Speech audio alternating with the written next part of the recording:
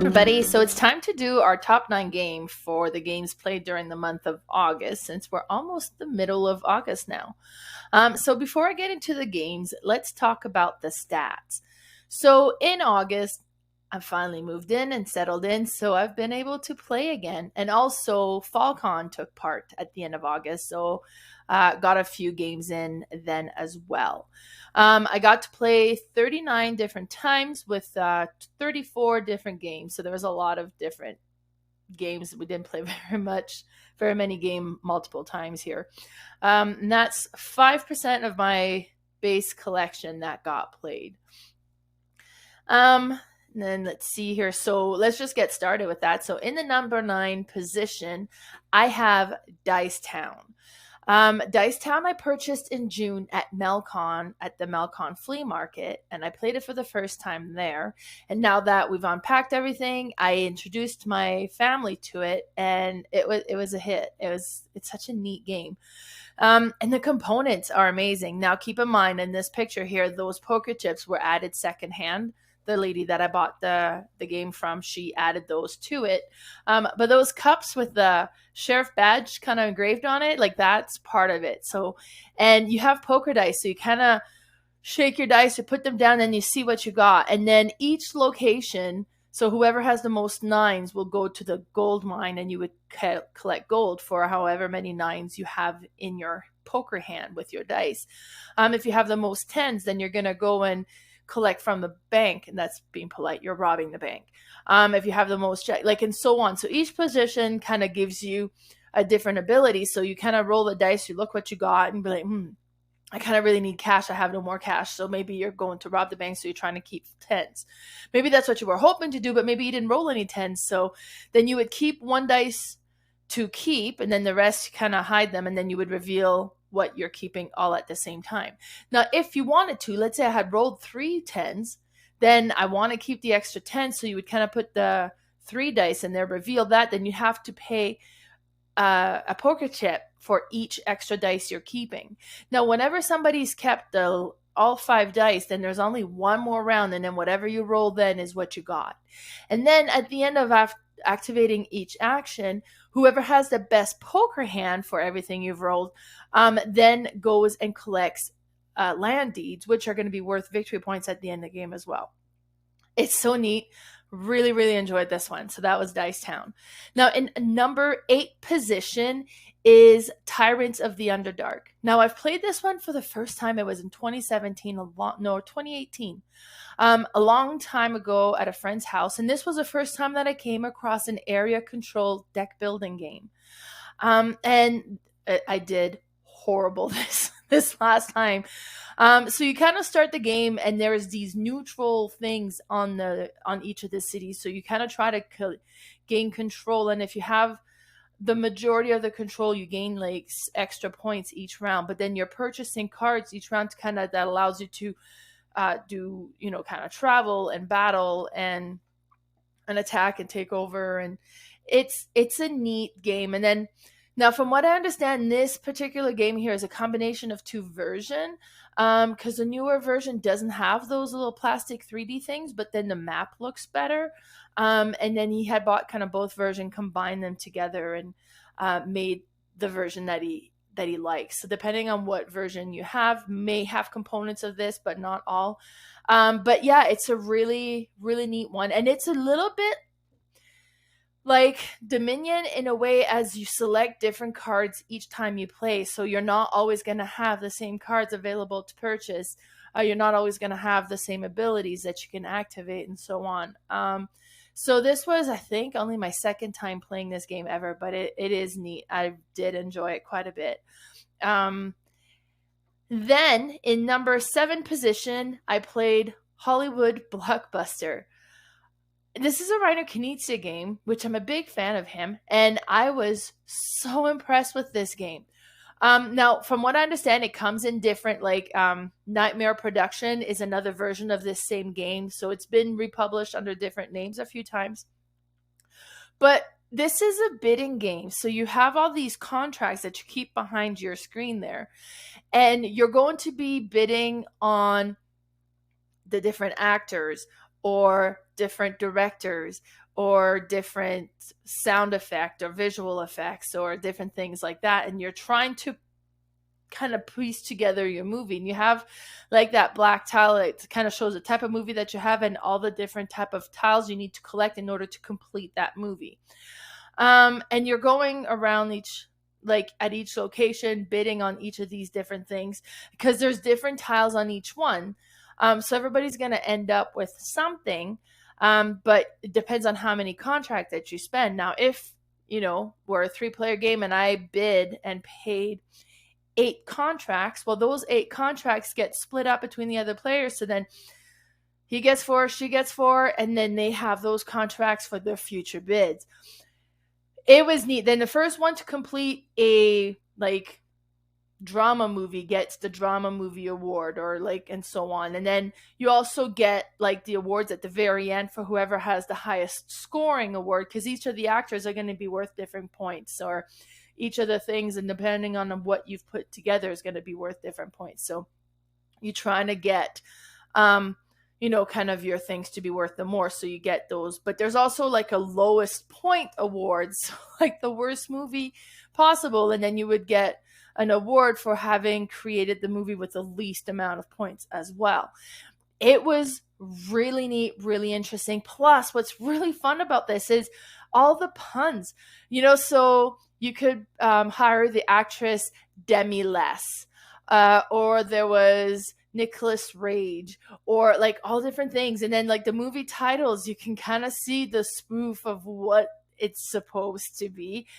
This was such a neat game. After I found that, I played this one, I was like, oh my God, I need this game. And my friend says, oh, I own this one, I think. I was like, oh, sell it to me. And then he did right away, but then he listed it for sale. So I ended up buying my own copy. And I'm really excited to play this one again. So that was Hollywood Blockbuster. Then in number 6 position is Downforce. I've heard of Downforce so many times as it's such a great racing game. And I mean, I like Formula D. I like Formula Motor Racing. I'm like, is Downforce really that good? So I made a point of playing it when I was at FallCon, and it is that good. So you kind of get these cards, and if you look at the cards, there's different numbers, always the highest number at the top in different colors. And once you have all your cards, you're going to start bidding on the cards. So you would kind of bid on the card that you have the most movement for, because then you might try to be able to get them across the finish line faster. So you're going to bid on trying to bid on having those. And you can bid whatever you want in millions, and then you kind of keep track of that. Then you're going to be racing, and then you'll play a card. And then, so if I play that middle card there, so red would move by 6, then the black card would move by 4, and then the green card would move by 2. So you kind of move all of those for that one, and that's what I would have done with my turn. And what's neat is because the track gets narrow and then it gets wider, and you're kind of moving all these vehicles, and you can get stuck behind another vehicle, which totally messes you up.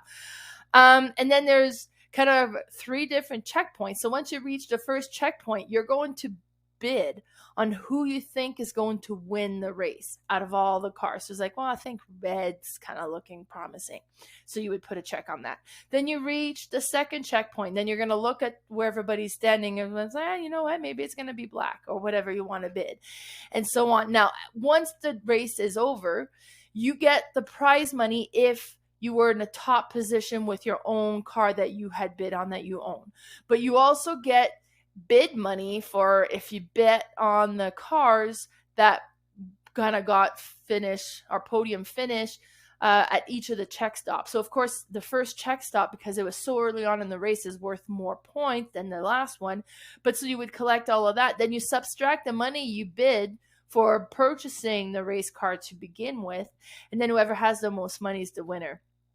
It's neat. It was so fun. Then each race car also kind of had a special ability of what you could do. It kind of changes the game up a bit. It's neat. This is definitely on my wish list now, and I see why people say Downforce is so great, because it really is. They meant it. And then in number 5 position This is another game that I played while I was at FallCon just because I'd heard so much about it and I wanted to give it a try, and that is Bunny Kingdom. So Bunny Kingdom to me really plays, it reminded me a lot of Chinatown.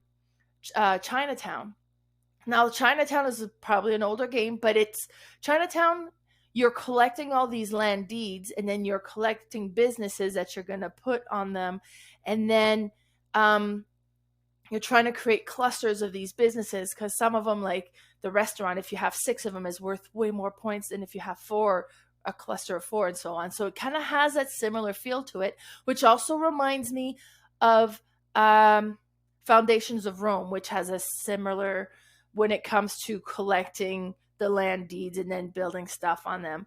But I mean, each 3 games play fairly differently. With the Bunny Kingdom, it's a card drafting. So you'll get cards, you'll look at them, they'll have different, like a grid, right? H8. So you go down the H column, the 8th row, and then that would be the land deed there. And you would put a little bunny to show that you now own this one. So there's no negotiating on this one. But there's also going to be different cards that's going to give you extra resources that you can get, or rare resources, or that maybe you'll be able to build a city. Now, I didn't fully understand the game when I first got started, because the way that you score, and there's 3 scoring sessions, after each round, you're going to score your clusters for every different resources you have in a cluster times by each tower, like little carrot towers that you have in all the cities in that cluster. Now, when I first played this game, I thought it was you multiply by all the resources. Didn't matter if they're matched or not, and it's not. It's the different resources. So it doesn't do you much good to have a large cluster with all carrots goods. I'm not even sure if carrots was a resource, but like all rocks or something like that. So you want to have different type of resource and then build as many buildings as you can to get the largest multiplier. I didn't realize this. So I had passed on a lot of resources when I was drafting, and I passed on a lot of buildings because I was just trying to create a cluster. I was like, well, there's tons of resources on there already. Yeah, it didn't work that way. So I lost by over 100 points, but it's neat. And then the next time I play, I'm kind of a little bit more prepared there. But it was a neat game. But yeah, definitely gave me that same feel as Chinatown, which gives me the same feel as Foundation of Rome. I mean, Foundation of Rome is a pricey game. Like, it's retails around $300, so I may never purchase that one. Plus, huge space that it takes. Like, it takes a whole cubby on its own because it's very overproduced, but it looks amazing and it is a neat game. I purchased Chinatown recently after playing Foundations of Rome. Say, okay, well, that one's out of my budget, but let's go get Chinatown instead. So I bought Chinatown secondhand when it was in shrink. Actually, it was a brand new game, so I'm super excited for owning that one. Bunny Kingdom, if I come across it, I would probably add it to my collection just because I think it's different enough and it's an interesting game that probably would be worth owning both. Then in number 4 position is Kero. So I played this with my youngest, and I was so impressed with this. Now, first of all, the most amazing thing is the component. You each get this little tanker truck, and that kind of keeps track of your fuel. So each time you leave your compound and you're going to trying to kind of acquire some more territories or collect more resources, you got to spend your fuel for going around. And fuel is really precious in there. Kerosene has become the most precious things to get. So then you would tip it up to show that and then you roll your dice and you kind of keep rolling as long as you want. Then once you kind of roll what you want, you put your tanker truck down and say, okay, that's it. This is what I'm doing. So you're trying to roll as fast as you can. Now, if you ever roll a flame, that ties up your dice, so you can't do anything with it.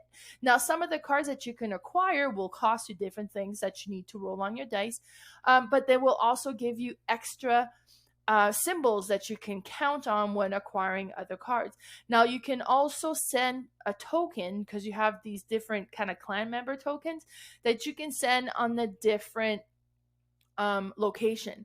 And at some point, a card's going to flip over that kind of ends the round. Then whoever has the most control on the different location gains those cards, and those are going to be worth points as well.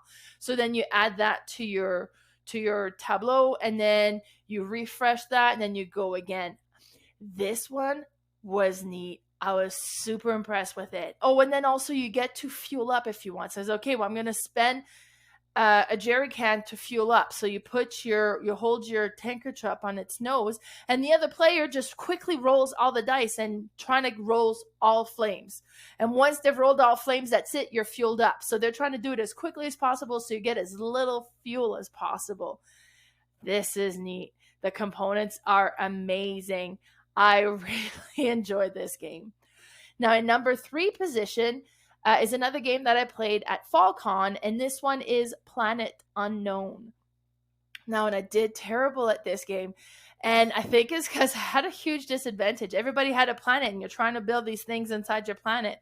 I had a black hole, and I'm trying to build around the outer edge, and I think it was a little bit trickier to kind of get around. But it's super neat. So what will happen is you take turn being like the active player, and when it's on your turn, you rotate this little lazy Susan thing in the middle that has these Tetrisy shape, and that's what you're going to add onto your planet. So you're gonna rotate that. Okay, well, I want this shape with these things, so I'll take this. And everybody has like a little arrow pointing at one location around this lazy Susan, and then whatever the active players picked, whatever's pointing towards your arrow, those are the 2 options you have. It's like, oh, okay, well, I guess I got to do that and that. And then you would add that to your map. And depending on the resources that you've activated, that would kind of move up on your track, like your resource track. And then when you reach a certain level, it gives you extra abilities. Now, some of the tiles are going to have these orange, comets on there. Now, if there's a comet in the row or column, you can't score that row or column. So you want to get that comet out. So you need to get the rover and then move the rover over to pick those up and get rid of them. It's a neat game. It reminded me of Gaia Project, which I mean is very similar to Terra Mystica, but because it's a space theme, it reminded me of Gaia Project because you're building on this map. But instead of building on the map altogether, you have your own map. And then like the selecting of the pieces in the middle is definitely a little bit different, but it was a neat game and I really enjoyed that one. Then in number 2 position for this month is Marvel Dice Throne. My stepson was so excited to finally be able to get this. And then we played it the one night, so everybody, like we just did like a big brawl, free-for-all type of game. And then we all had the different characters. So I was Thor this time, and I hadn't played with Thor before, which was interesting with sending the hammer in and out, and it kind of did something when it went out, and it did something when it came back, and all this stuff. I think I was the first one to die, though. But I mean, I'm a huge Dice Throne fan to begin with, and then the IP of Marvel is just a big seller in my household, so it was great. Then you have your character, you have your custom dice. As you go, you can purchase more cards to add to your board that will activate or kind of level up your abilities of the attacks that you can do. And you're trying to roll the dice, and you can roll up to 3 times, kind of Yahtzee style, trying to get a combination that will activate one of those attacks that you can do. And then you're attacking each other. Last man standing is the winner. Then in number 1 position for the month of August is Thebes. I played Thebes at FallCon because my friends that I was there with had never played it. Now, Thebes is an older game. It was published in 2007, but it is so good. And to me, it is so thematic. So it's basically Indiana Jones without all the excitement. It's just the kind of the science behind it. So you're going from city to city acquiring knowledge on these different dig sites. But each time you're moving, it's costing you time. So it's 1 week to go from Paris to London, let's say. And once you get into London and you want to acquire knowledge on the blue dig site, and there's 3 books worth of knowledge, well, that's going to be an extra 6 weeks. So you spend 7 weeks to go over there and acquire this knowledge. But now you have this card, you have the knowledge, but you kind of take the time. And that's how it keeps track of movement. So every time you move forward on the time track, on the outer edge, whoever's in last position is who goes next. So, and then once you get to a dig site, you have this little wheel that you can turn and say, okay, well, I have 6 knowledge here. So you would go to the 6 knowledge, and then it shows, okay, well, do you want to dig for 3 weeks, 4 weeks, 5 weeks, 6 weeks, 7 weeks, and so on. And the further you dig, like the longer you stay there to dig, the more tokens you can pull from the bag. And you're trying to acquire artifacts, and each of the artifacts are going to be worth a different point value. And whoever has the most point value at the end of the game is the winner. So, okay, I'm going to dig for this long. So then that means I can pull out 7 tokens. So then you pull 7 tokens. 3 of them are artifacts. The other 4 were just sand. They go back in the bag. So that means every time somebody goes at that dig site to dig, there's less and less artifacts left. So the ratio of sand to artifacts get worse and worse, which is what would happen if somebody goes to a dig site and starts pulling stuff out of there. But it is so neat. I so enjoy this game. And then it costs you a permit to dig there. So now you can't dig at that same location until the next year. And that's when you've kind of gone around the board and you start a new year. So you want to acquire kind of knowledge on different dig sites so that you can go and dig at the different locations as well. Such an amazing game. This game is hard to find now. It's out of print. I think a friend of mine ended up buying it online for like $100 just because it was so difficult to find, but she had liked it so much she wanted her own copy. And that's why Thebes is in my number 1 position. So that was it for the month of August. This is a recap of all the games that made my top 9. Just want to point out that over here on Pub Meeple, BGG had the Nightmare Productions version instead of the Hollywood Blockbuster, but it's the same game from what I understand. So if you want to follow me on Facebook, my Facebook page is Mel and Friends Board Game Room. On Instagram, I am Mel's_boardgame_room. And my podcast is The Board Game Specialist that I do every week with my friend Carla. And then on YouTube, my YouTube channel is Mel's Board Game Room. So bye, everybody.